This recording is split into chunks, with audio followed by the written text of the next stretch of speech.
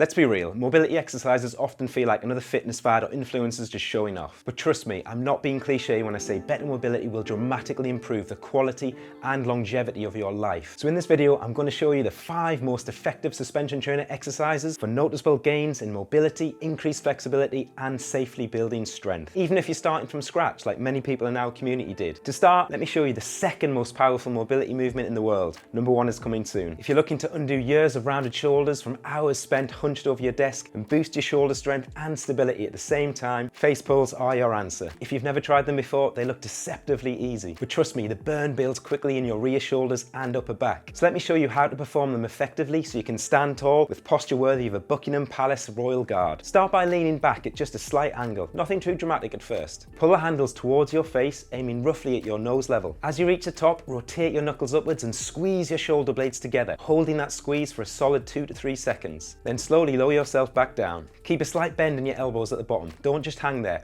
or you'll lose tension in your back and rear shoulder muscles. Aim for 8 to 10 reps and 3 sets. Once you've mastered this basic form, you can ramp up the challenge by increasing your angle or slowing down the lowering phase. Slow and controlled movement is what we're seeking here. No rushing through the movement. Now let's move on to the next 4 movements. The last one is sure to stir up some internet debate, so we'll save that controversy for the end and hope some folks don't make it that far. Number 2 is the most powerful mobility movement ever, and it's also the most bland. If you don't want bulletproof knees, agile hips, ankle stability, and a longer lifespan, then don't do this bland exercise. The simple primal squat is a powerhouse movement most people overlook. But we're not just talking about squatting down onto a chair, we're talking about deep ass to grass squat and then being able to stand back up without any help. That's true mobility. Maybe you can already do this multiple times, but that doesn't mean you should neglect practicing it. And if you can't get your ass anywhere near that grass yet, don't worry, I've got you covered. First, remember this, whatever squat depth you have right now is great. Not my squat depth, not anyone else's, just yours. This is your starting point, your baseline to build from. Grab the suspension trainer straps and step back until you feel some tension. Now take a small step forward, you'll see why in a second. Position your feet slightly wider than shoulder width.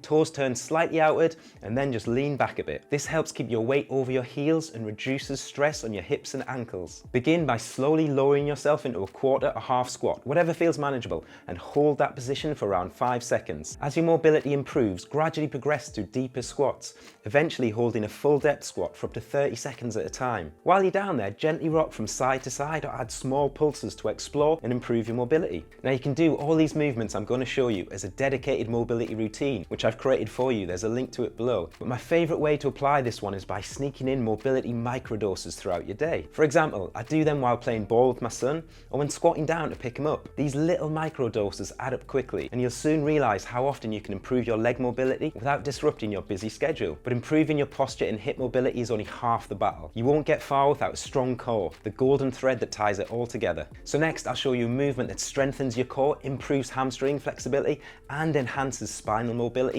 all at once. When you first see a plank to pike flow, it can look intimidating. You might think, there's no way I'll ever pull that off. But trust me, there are 2 simple ways to gradually build up to this movement and you'll find yourself mastering it faster than you imagined. Let me show you the step-by-step progression so you can start strengthening your core today. First, set your straps to ankle height and place both your feet securely inside.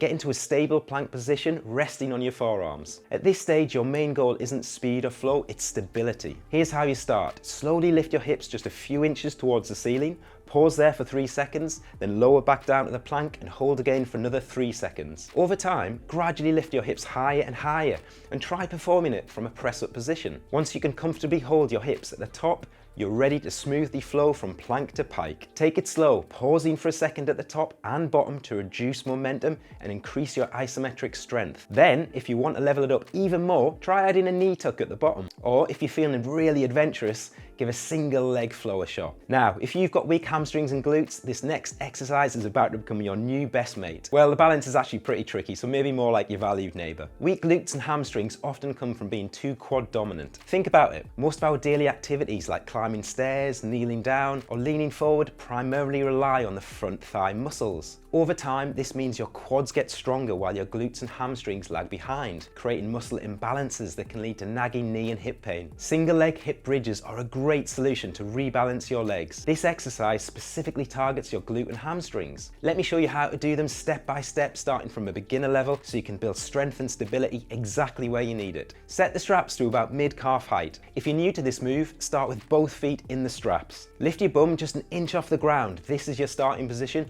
no resting on the floor. Now squeeze your glutes and press your heels firmly down into the straps, raising your hips towards the ceiling. Pause at the top, giving an extra hard squeeze to your glutes for 2 seconds. Your hamstrings will be active without the need for this mental focus. Then, slowly lower yourself back down. Aim for 8 to 10 reps, completing 3 sets. Once you feel stronger and more stable, progress to using one leg at a time, keeping the same slow, controlled pace. We've covered your shoulders, hips, core, hamstrings, and glutes, but there's still one critical area we haven't addressed yet: your spine. When you spend all day hunched over your desk or glued to your phone, you develop what's called tech neck. This hunch posture reduces your spine mobility, creates tension in your upper back, and even restricts your breathing. But I've got a simple fix for you. Let's reverse that hunch position and open up your chest with an exercise called thoracic extensions. Think of it like steam ironing out the creases of a wrinkled cotton shirt, straightening and smoothing your back into correct alignment. Let me show you how to do them to achieve this. Set your straps about knee height and kneel down facing away from the anchor point.